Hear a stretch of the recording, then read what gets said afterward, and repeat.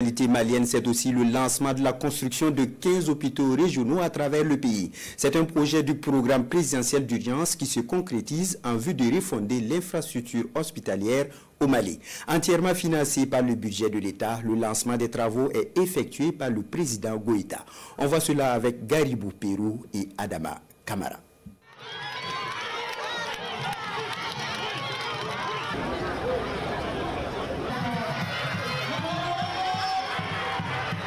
Pierre de l'espérance et de la renaissance sanitaire à Kouroufinan. C'est un geste à haute portée que vient d'accomplir le général d'armée Assimi Goïta, président de la transition. En posant la première pierre de ces infrastructures sanitaires, le chef de l'État inscrit une fois encore son nom dans le marbre de l'histoire en marche vers la modernité. Il s'agit de 15 établissements hospitaliers ultramodernes, des édifices qui seront conçus selon les normes les plus exigeantes pour rapprocher les soins des citoyens et garantir à chacun un accès équitable à la santé. Cette initiative qui couvre une grande partie de notre territoire vise à doter notre pays d'infrastructures hospitalières de qualité et conformes aux normes sanitaires et surtout en phase avec la carte hospitalière.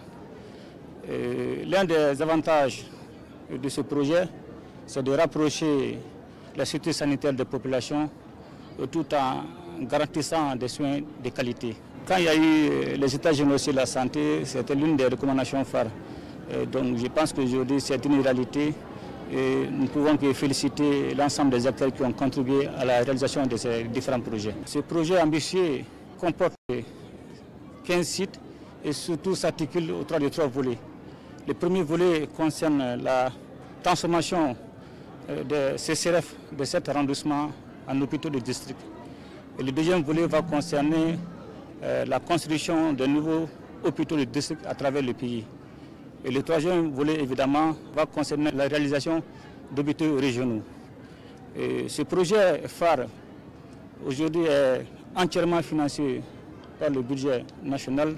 Ainsi, les CCRF de Bamako s'apprêtent à revêtir un visage nouveau, tandis que des hôpitaux de district et de région verront le jour à Bla, Kangaba, San, Kouchala, Bougouni, Djouila, Nyoro, Bandiagara et Koulikoro. Je voudrais inviter Madame le ministre de la Santé et du Développement social à veiller à la continuité du service public et pendant la durée de la construction et surtout de veiller au respect du délai contractuel avec les entreprises.